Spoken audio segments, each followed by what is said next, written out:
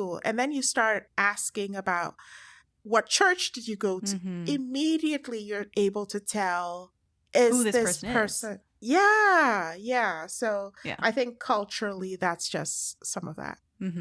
Yeah. Kat says, how's there always a childhood connection? And someone says, I think because of the glorification of first loves. And absolutely, that is also I'm so sick of first loves. part of it. Mariam says, bring back 12, 16, and 20 episode K-dramas. No, I don't want a second season. 100%. 100%. screaming from the rooftops. I agree with Mariam. Ace reject again. We need more mature romances. Like, not everyone needs to meet their forever in school/college. We need more divorcees, single parents, over 30s, romances, etc. Yes, 100% agree. And that's why I gave my 2007 recommendations. Go check them out. Because 2007 gave us variety. That's all I'm saying. Yeah. I hate how drinking is used as a plot device to initiate a kiss, and then no one remembers the kiss. 2 dramas this year alone have already done this. I don't know what they are, but yes, that is a device that they use to just try and break the ice, get people closer together. And it's comedy when one remembers the kiss and the other one doesn't, or they both don't remember. And there was a lot of hijinks that happened. There's a huge drinking culture in Korea. Huge. I don't think drinking is going away anytime soon in dramas. No. So I wonder how much of this is hyperbole. Leah, we cannot keep doing the rich man, poor girl plots and acting like they're actually good. What do you think? What do you think? I'm conflicted. Yeah, I think I'm over chaebol, but not over a rich man, poor girl, or even a wealth disparity. Can we get more iterations on the trope? You know what I'm saying? Yes. Yes. I need more rich girl, poor guy. I need different parts of the relationship. Can we get the marriage, like crafting a wedding, or between this couple? I can get 12 episodes on just wedding planning between a couple that has some sort of wealth disparity. I'm totally down for that. And whatever hijinks or comedy comes out of that. Or maybe they break up and then they get back together, because it's totally valid to plan an almighty wedding with a wealth disparity between a couple, and a lot of cracks form in that, between the couple, and they break up. I totally see that happening. There's so many ways that you can go about doing a wealth disparity couple. Yeah. How do you feel about, well, they almost had a wealth disparity couple, but turns out he had a secret dad who's super rich. No gain, no love. Oh, yeah, no gain, no love. So I liked it better when he was not a secret tribal. Yeah. Way better. I agree with you.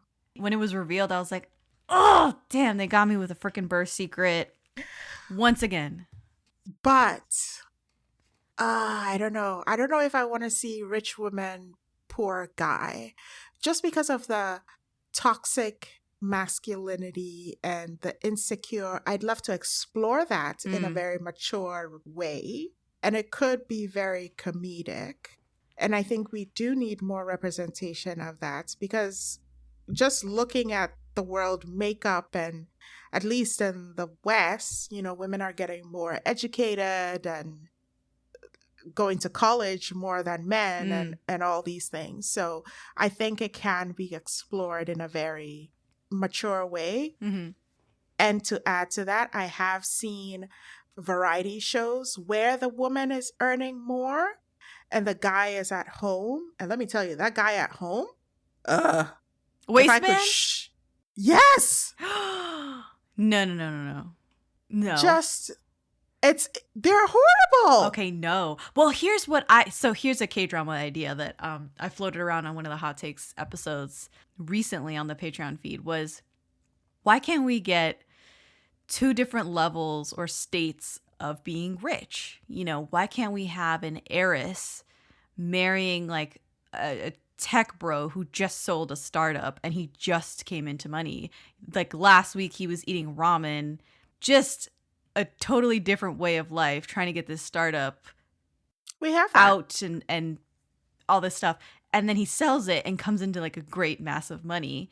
And now he's like caught the attention of this heiress. Maybe they meet a couple of times when he's poor or poorer.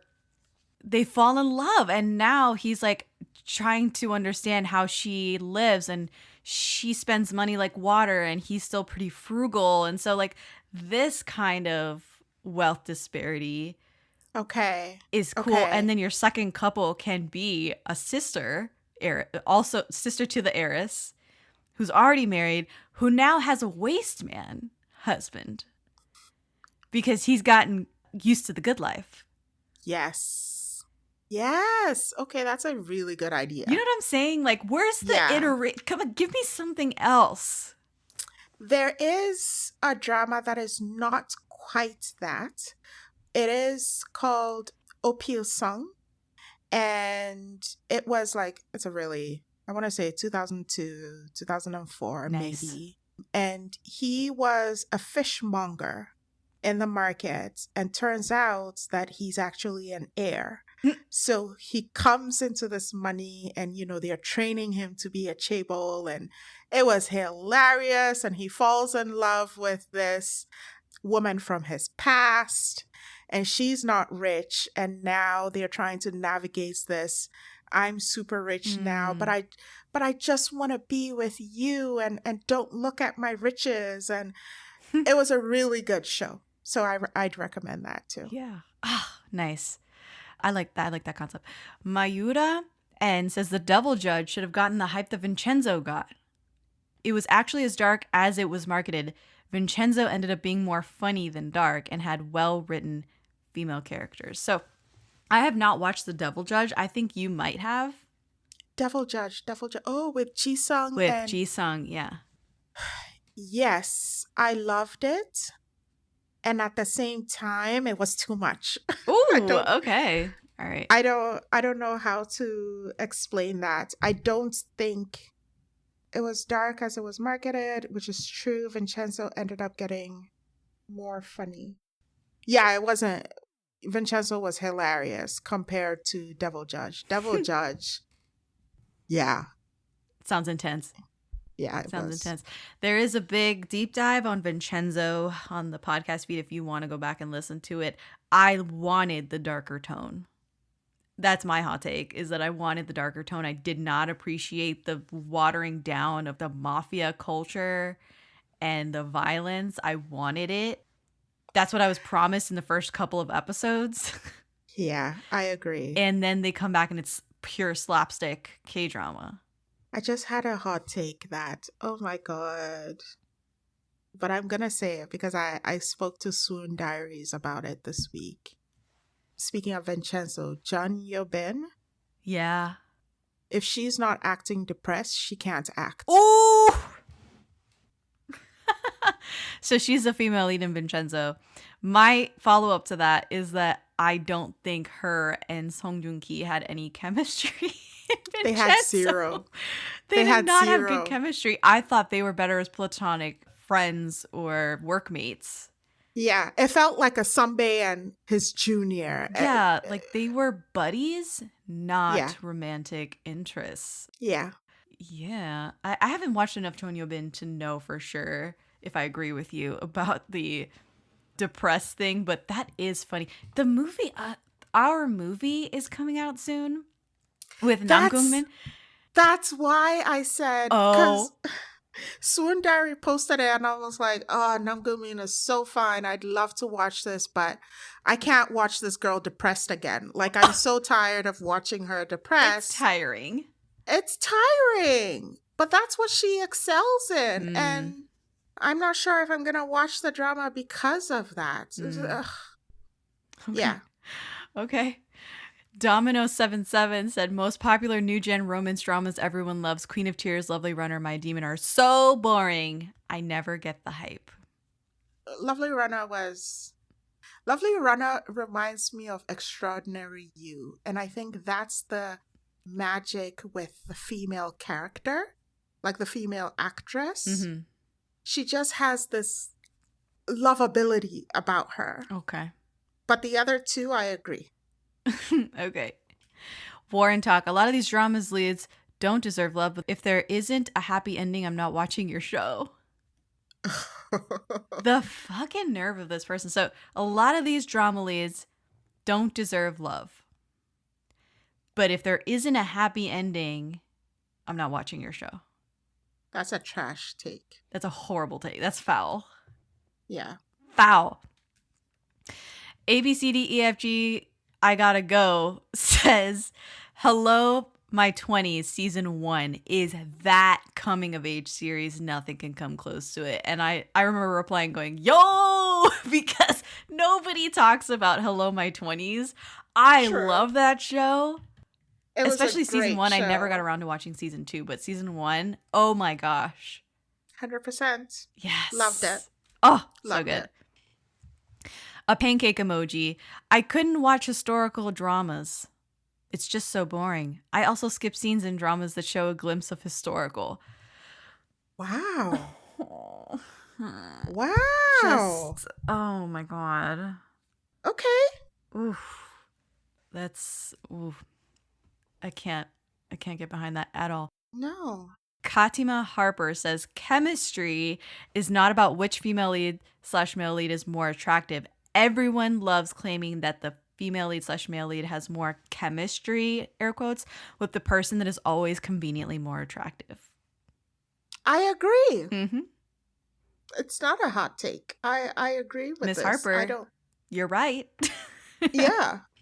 Like, I don't think it's okay not to be okay. I don't really buy their chemistry. Ooh, okay. Another hot take. That's with Kim Soo-hyun and Hoyeji. Sayeji. Yeah. And I thought the drama was shit, but Oh my gosh. that's a story for another Gotta day. disagree with that, but that's okay. Matt, singing unironically in any drama takes the male lead from a 7 to a 0, especially if it's a ballad. Matt, you're on it. You're right on it.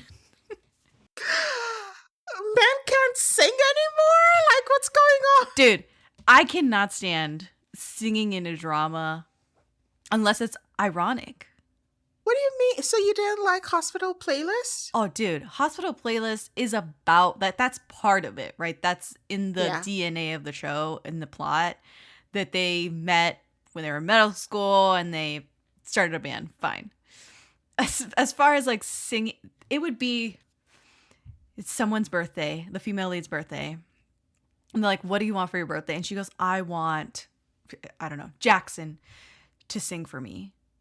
And the male lead sings her a song. Like, fuck off. I hate it. I hate it. I would never ask for somebody to sing for me. And maybe it stems from the utter embarrassment that I feel toward one of it. So I have a friend of mine who's married and her husband sings in public every so often. And it's not just any singing, it's operatic singing. Oh. Listen to me. I loathe it with the fire of 1,000 suns. I think it's the most embarrassing thing. They think he sounds so good. I'm like, nobody requested that you sing.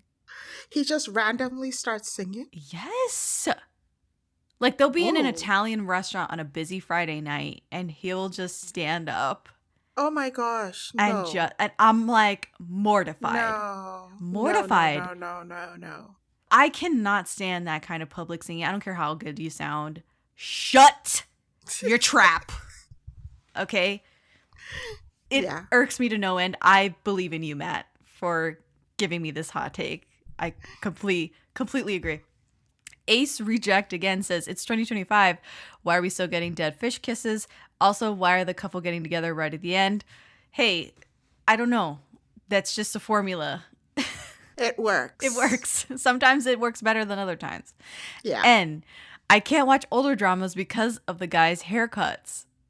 You'll get over it. I said valid, but also it's a period piece at this point. Yeah.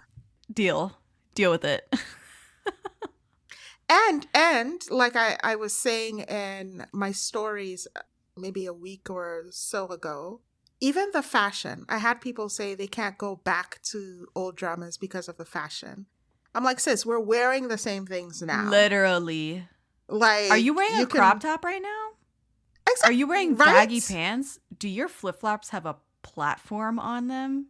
Are you going back to your capris? Like your capri pants and huge belts, and just look at Cowboy Carter. Dude, I saw people wearing Ed Hardy the other day. Oh my gosh. Get the fuck out of here. Like, do not come to me about the fashion in the K-dramas. Y'all look goofy. Goofy. 100%. So I'm just like, you can watch it. You can watch it. Get yeah. over it. So, Yeah. Bunny, the plots aren't plotting anymore, and it's always the same tropes. I said, nothing is original, but copying successful dramas, hoping lightning will strike twice, 3 times, 10 times, is why the plots aren't plotting anymore. Because now I feel like if the drama is not a commercial success, they stop making the dramas like that drama. Yes. Whereas, like, during OCN days, as soon as they put out a dark drama, everybody else is going to put out something very similar. And all of a sudden, we have all these thrillers at the same time. Yes.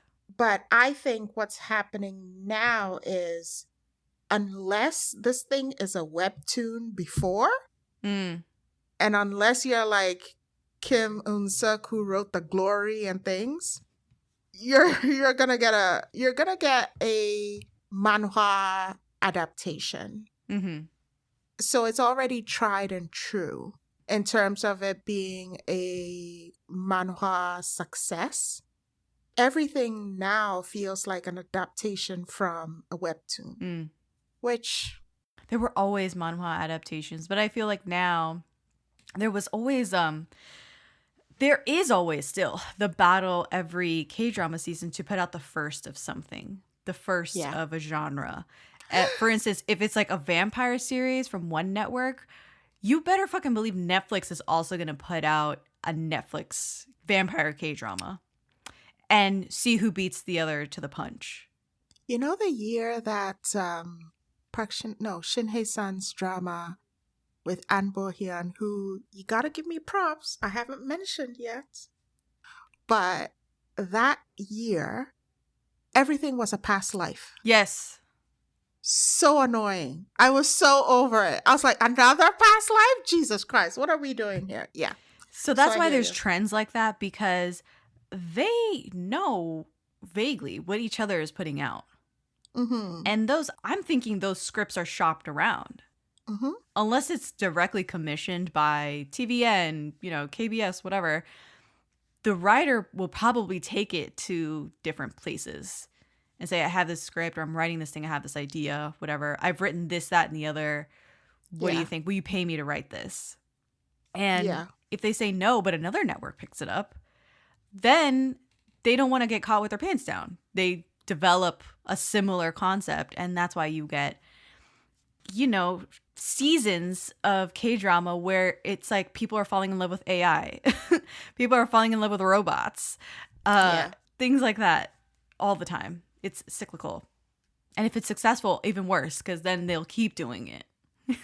Exactly. Yeah. Someone said, I think Korea does action, thriller, and horror K-dramas way better than romance and comedy K-dramas. And that's a take. That is a take. That's a take. K-dramas. I think they do. Wow, that is a take. It makes me want to ask them, what is the body of work you've seen? Oh, true. Action, thriller, and horror K-dramas way better than romance and comedy K-dramas. This tells me... That's recent. I feel like they're a recent K-drama watcher. That's what I was going to say. I was like, this tells me... You started watching in 2020 or later. Or later. I was going to say, you definitely came after Chloe. Yeah. Because after Chloe, I can't say there's been really a... Yeah. Okay. Yeah. So many K-dramas these days fail to stick the landing. All of them start off so strong, and then their endings are just ... Not everything needs to be profound or open note, like, damn. Like, end the story already. I think people, especially writers and K-drama creators, are afraid of upsetting people. Yeah, because back in the day... You'd get a fucking ending. You would get a fucking ending. And it was very much because they were filming week to week.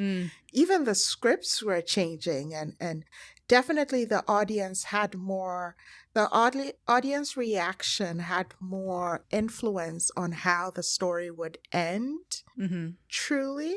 But yeah, I do think it's that middle part that middle 10 to 14 Oh, where yeah. you're like, what is happening here? Why are we wasting time? Yeah. Yeah. David says, I always hate the temporary breakup in episode 14 or 15. They finally get together after whatever the main story is about, and then some random thing happens, and one of them needs space. When the phone rings. Oh, and moving on. Annie says, stop saying K-dramas are underrated just because they're old. You just weren't around when they aired. I promise some of the K-dramas people are be talking about being underrated were huge. It's just been a minute. That's it. How long have you been in the game? Mel, an episode doesn't need to be 1 hour and 30 minutes long. Are you sure you didn't write this? I didn't write it. Mel wrote it. Mel, we're on the same team. We're on the same page. There is no reason on God's green earth to make a movie length episode for anything. Yeah, no. You know what that tells me? You don't have an editor. Yeah, it could be. You don't have an editor that is working on your script with you. You don't have an editor who's cutting down the footage and saying, we don't need this. What is this? Are you sure we need this? And questioning you. Apart from Chloe, was there another drama with long Reply episodes? 1988. Ooh, yeah. Okay. Okay. There's so many, as a matter of fact. But Lex says American media discovering K-dramas was the worst thing to happen. The abrupt dismantling of drama fever. Hello. Just stealing The Masked Singer, remaking The Good Doctor, and MLFAS for Americans. Lex, big hearts. Love you. Love you. I agree. And then we come back to the conversation about Netflix, and here's my issue. I think it's fantastic that, more people are watching. We have platforms, it's accessible.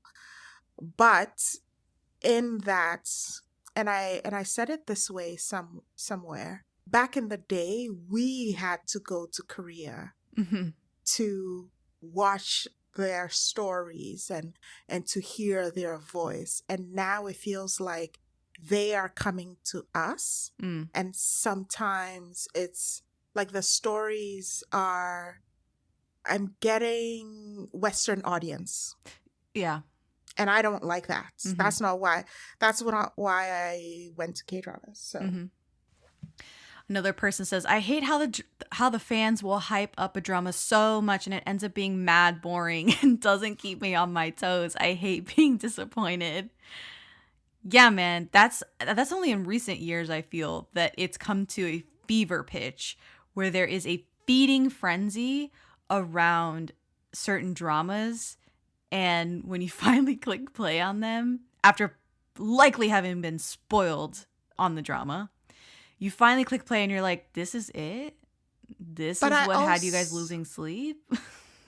But I also think because people are talking about it so much and putting up spoilers online so quickly, they sort of shape your experience of the show before you go in. Oh, yeah. Yeah. For the worse, I'd say. Because the way that I used to find dramas was I would find those best of lists. I would find some blogger who had like one or two sentences on each drama, and it usually be like a little synopsis and what they thought of it, but no spoilers. Yeah, well, never spoilers. I've always liked spoilers. So I'm the type who, if it's a K-drama, I don't do this as much, but for my C-dramas, I'd go to YouTube, look at the kiss scene, be like, okay, okay, I buy it, and then go watch it. But for my K-dramas, I think because I've been in them so long, I know what to expect, and if it's the actor, then I'll stick around. But I don't. That's another topic. The spoilers online are another topic. Rampant. Campbell TW Soup says, I'm so over the unrealistic falls or random plot lines that to have an accidental kiss. It's killing me, especially in When the Phone Rings. Yo, the last time me and Carol were together, we were ripping into When the Phone Rings. That is a whole episode review if you want to go scroll back and listen to it. But yeah, that's also a very common cliche thing that happens in the dramas. Yeah. I take it or leave it. I mean, I don't see it going anywhere. So yeah, there's exactly. that, like, deal. Because I think that it takes so much. You know, back in the day, we had this term called skinship Yes. and haptic. And those two things were like, it takes so much to like physically touch someone that the only way it could happen was through an accident. We both fell and we ended up on each other's lips. Like that's... Yeah. Or we'll never get there. So. Yeah. Right. Or we'll never get there. And I think people are just not used to that. Yeah. Where it's overdone, which it is, but whatever. Skip down. Purple Kami says, also, don't give a love triangle if I know who the female lead will end up with. That's boring. Half the time, the second male lead is useless to the story anyway. And, you know, I agree because I like stakes. I like angst. I like a certain kind of mystery where, damn, who the fuck is she going to choose? Okay, so we're talking the Reply series did that really well. Yeah. But I also feel like maybe this person hasn't watched enough dramas where they fell for the second lead more than the male lead. I rarely fall for the second male lead, which is probably why I also feel this way, where I'm like, yeah, if it's either a true love triangle or nothing. Like, why even bother if you know that she has no interest whatsoever in the second male lead? True. You know what I miss? I miss, you know, the earlier dramas where it could be brothers, it could be cousins, it could be best friends. If both of them like the same girl, they're like, all bets are off.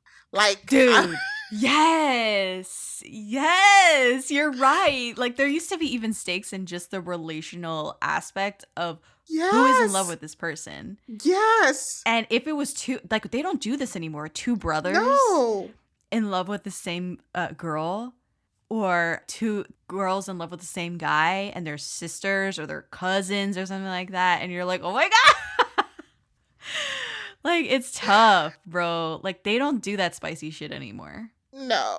That, like, halfway incestuous love triangle that's just, like, wrong on all counts.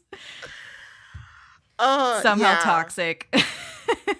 Yeah. Like, Cain and Abel. Oh, my God. I love Cain and Abel. Oh, my God. Nobody talks about Cain and Abel. And I feel like we've had this conversation before, but, like, that is such drama. Yes. Give me all the drama. Like, y'all ain't dramaing right. Honestly. Yes. Even like Time Between Dog and Wolf that I just finished. I'm just like, we don't have this anymore. We don't have like that silent yearning. We don't like. Yes. Anyway. Yeah. Okay. I agree. Ooh. Genevieve Joy Mercado says, sometimes it's hard to continue a K-drama once the main couple are finally together. It's like the plot's done once that happens. What else is there? Just end the show. Cut the show. Get it? Gen X No says, idols should not get lead roles when they want to act, but start as support roles and work their way up. I mean, what's there to disagree about here? Nothing. Except if you're Dio. Dio had already fully formed as an actor before. I think he should have been an actor before he debuted as a K-pop star in EXO. Yes, and Im Shi-won. And Im Shi-won as well. Yes. Im Shi-won was never going to be a K-pop idol for very long. I think he hated it. He did. He was like, I don't even know why I'm here. I can't even sing that well. You know, they just kind of like made me do a lot of things and learn how to dance. And I was never 100 on it. Yeah. But yeah, he seemed to thrive as soon as he left that world and started acting. So there's certain idols where I'm like, they were barely an idol. Like, come on. Dio was definitely an idol, but yeah, I agree. Kemi, I'm sick of them damn Copico placements. You know, dude, the quality of product placements has gone so down. Because before you couldn't even tell.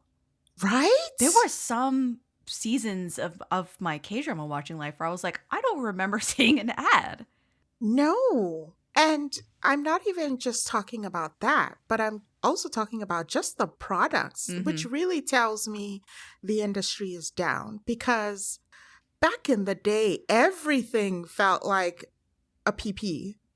Where, you know, hair dryers, Dyson was... the Dyson.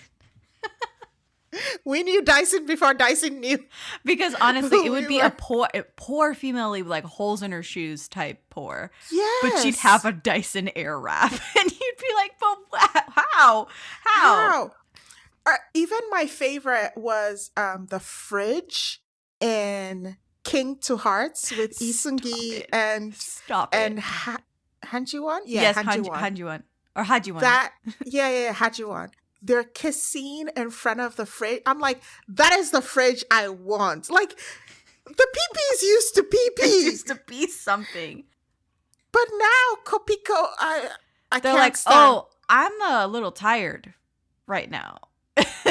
Here's some Kopiko. It's too much. It's a joke. I feel awake now. I'm like, really? You just ruined it. It ruined the whole thing. Can't even watch anymore.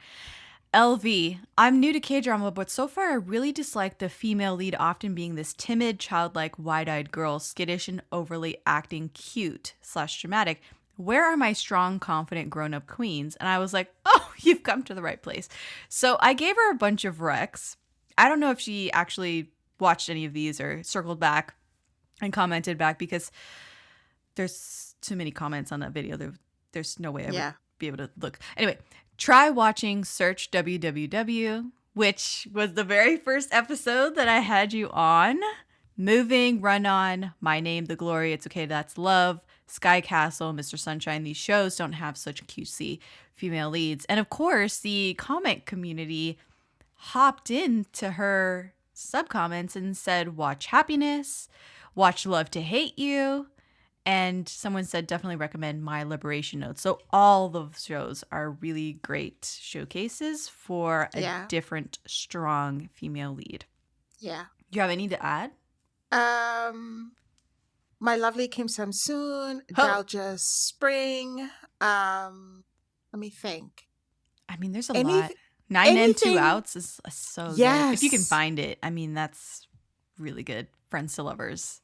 Anything by Kim Hae-soo, anything by Jung-hwa. Those ladies were killing it. Yeah. This person also kind of playing off of that theme from earlier about the thrillers and crime dramas. This person says the best dramas are from non-rom-com genres.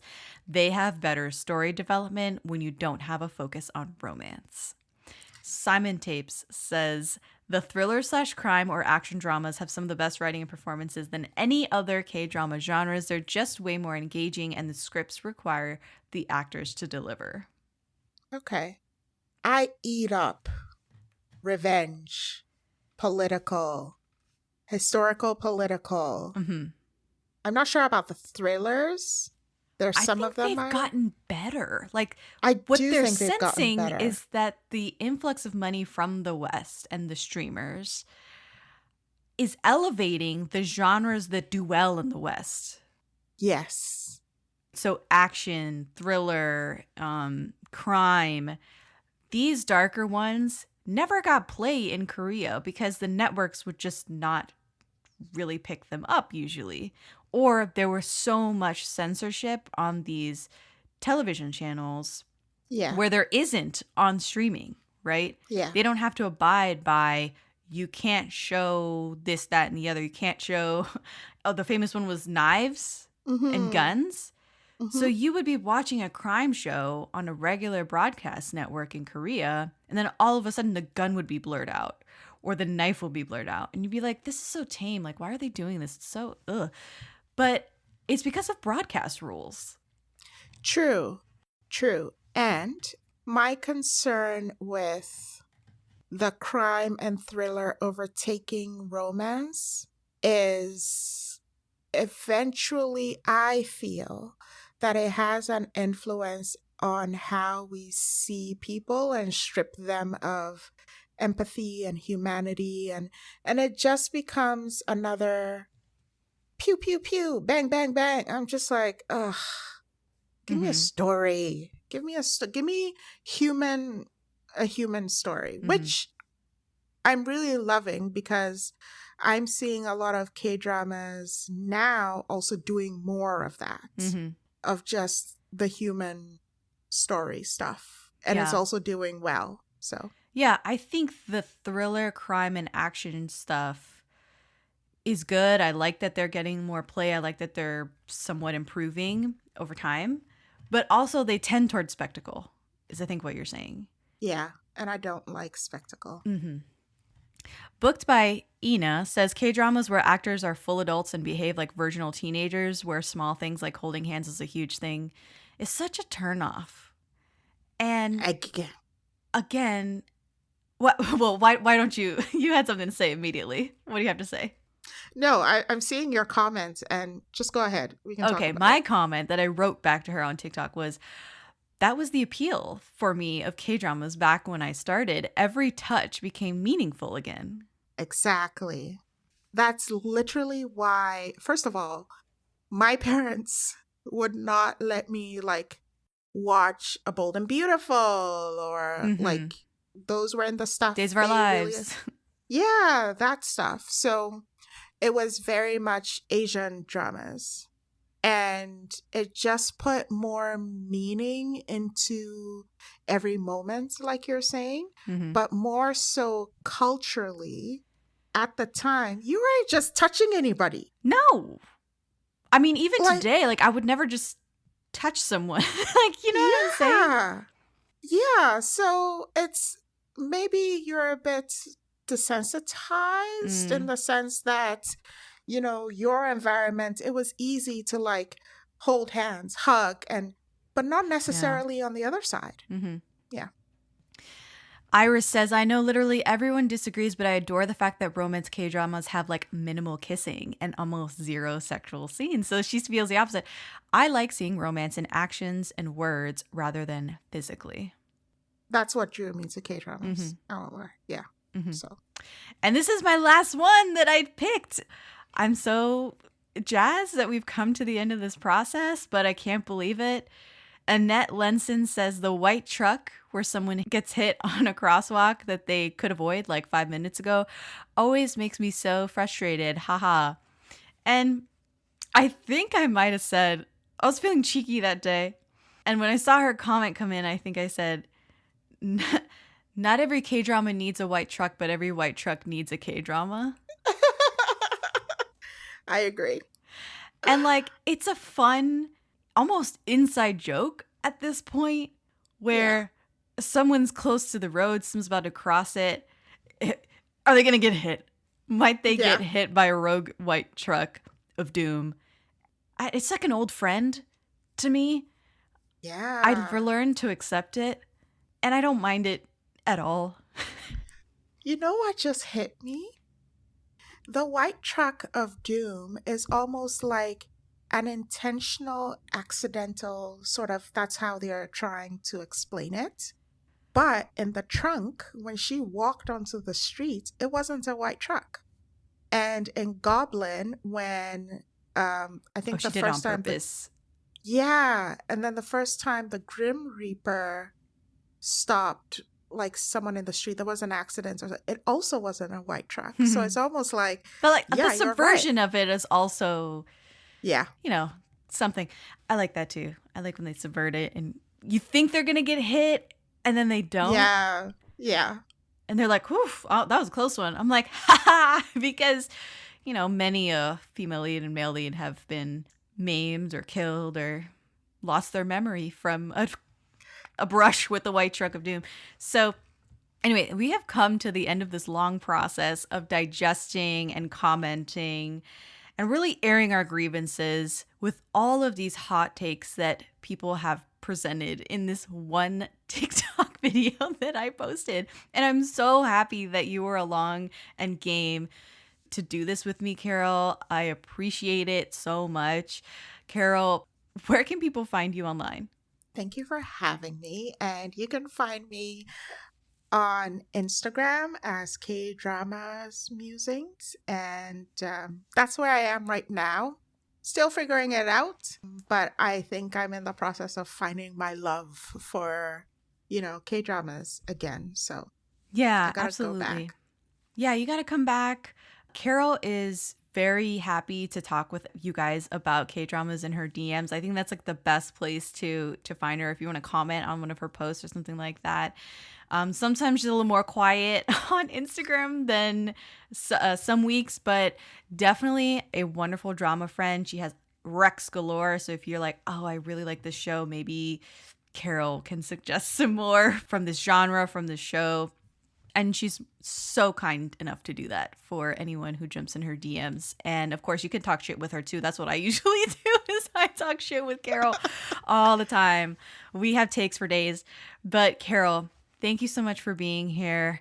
And that's it. We're going to wrap up this this long hot takes.